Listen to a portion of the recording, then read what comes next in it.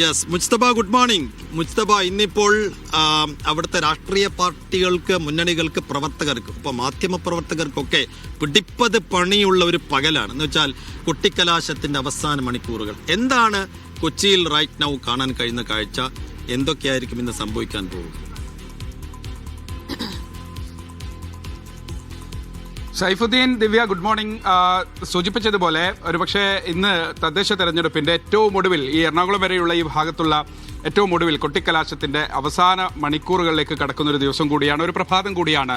നമുക്കൊപ്പം ഇപ്പോൾ നമ്മൾ ഉള്ളത് കറുകപ്പള്ളി ഡിവിഷനിലാണ്. അവിടെ LDFന്റെ സ്ഥാനാർത്ഥി സഖാവ് PM ഹാരിസ് ആണ്. ഇപ്പോൾ വീട് കയറിയുള്ള പ്രചാരണങ്ങളിലാണ്. വലിയ ആവേശവും അതോടൊപ്പം തന്നെ ആത്മവിശ്വാസവും ഒക്കെ ഉണ്ട്. PM ഹാരിസ് സംബന്ധിച്ച് കഴിഞ്ഞ ഒരു വോട്ട് അല്ല, അത് പ്രത്യേകം പറയണല്ല. നിങ്ങളൊക്കെ ലാസ്റ്റ് ഉണ്ടെന്ന് ഒന്ന് കണ്ടുകൊണ്ടിരിക്കണം. എല്ലാരോടും പറയാ, ബാക്കിയൊക്കെ ഞാൻ പറയണ്ടല്ലോ.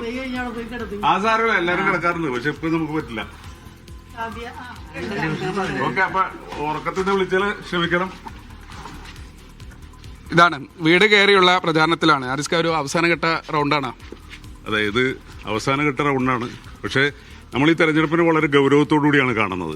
കാരണം ഇവിടെ ഇത്തവണ BJPക്ക് ഒരു സ്ഥാനാർത്ഥി ഇല്ല എന്നുള്ളത് വലിയൊരു ചോദ്യചിഹ്നമാണ്.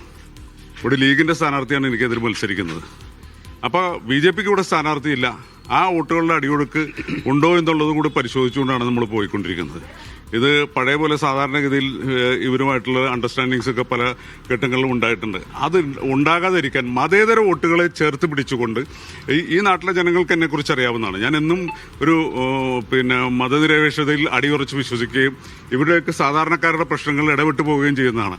പിന്നെ ഞങ്ങളെ സംബന്ധിച്ചിടത്തോളം ഞങ്ങളുടെ ഒരു കോൺഫിഡൻസ് എന്ന് പറയുമ്പോൾ ഇടതുപക്ഷ ജനാധിപത്യത്തിനൂടി ഈ കൗൺസിൽ കാലത്ത് ഈ 5 കൊല്ലം നടത്തിയ വികസന പ്രവർത്തനങ്ങൾ, അതാണ് ഞങ്ങളുടെ ശക്തി.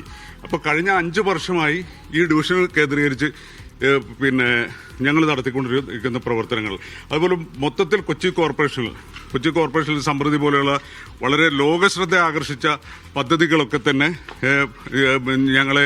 ഞങ്ങൾക്ക് വലിയ ശക്തി പകരുകയാണ്. കാരണം ജനങ്ങൾക്കൊക്കെ അറിയാവുന്നതാണ്. അതുപോലെ തന്നെ ഷീ ലോഡ്ജ്, സ്ത്രീകൾക്ക് ഏറ്റവും കൂടുതൽ സുരക്ഷിതത്വം നൽകുന്ന ഷീ ലോഡ്ജ്, അങ്ങനെയുള്ള ഒരുപാട് പദ്ധതികൾ കൊച്ചിക്കുണ്ടായിട്ട് കൊച്ചി പഴയ കൊച്ചിയില്ലാത്ത രീതിയിലേക്ക് മാറ്റിയ ഒരു ഭരണസമിതിയാണ് ഇടതുപക്ഷ ജനാധിപത്യങ്ങളുടെ ഭരണസമിതി കൊച്ചി കോർപ്പറേഷൻ. ആരിസ്ക, കഴിഞ്ഞ ഈ ടൈമിന് തൊട്ട് മുമ്പാണെന്ന് തോന്നുന്നു നേരത്തെ ഒരു കൗൺസിലർ ആയിരുന്നു. അതിനുശേഷം ഒരു ബ്രേക്ക് ഉണ്ടായിരുന്നു. കാരണം കഴിഞ്ഞതിന് മുമ്പത്തെ തെരഞ്ഞെടുപ്പിൽ ഞാൻ മത്സരിച്ച് ജയിച്ചപ്പോൾ ഞാൻ കൊച്ചി കോർപ്പറേഷന്റെ പൊതുമരാമത്ത് സ്റ്റാൻഡിംഗ് കമ്മിറ്റി ചെയർമാൻ എന്നുള്ള നിലയ്ക്ക് ഈ ഡിവിഷനും കൊച്ചിയുടെ സമഗ്രമായ വികസനത്തിന് വേണ്ടി ഒരുപാട് കാര്യങ്ങൾ ചെയ്തിട്ടുള്ളത് ഈ നാട്ടിലെ ജനങ്ങൾക്ക് അറിയാവുന്നതാണ്.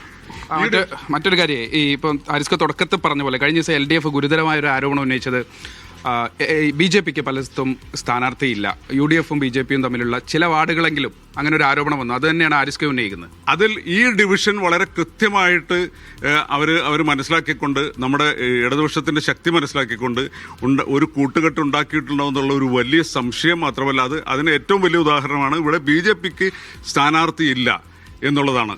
ഇവിടെ മറ്റ് സ്ഥാനാർത്ഥികളൊക്കെ ഉണ്ട്. SDP സ്ഥാനാർത്ഥിയുണ്ട്, അതുപോലെയുള്ള സ്വതന്ത്ര സ്ഥാനാർത്ഥികളൊക്കെ ഉണ്ടെങ്കിൽ പോലും BJPക്ക് ഇവിടെ സ്ഥാനാർത്ഥിയില്ല. ആ അടിയൊഴുക്ക് വളരെ സംശയത്തോട് തന്നെ കാണുന്നത്. അന്തിമഘട്ട പ്രചാരണം ഇന്നിപ്പോൾ ലാസ്റ്റ് റൗണ്ട് എങ്ങനെയാണ്? ഇന്നത്തെ റൗണ്ട് പറയുമ്പോഴേക്കും വളരെയധികം കോൺഫിഡൻസോട് കൂടിയാണ്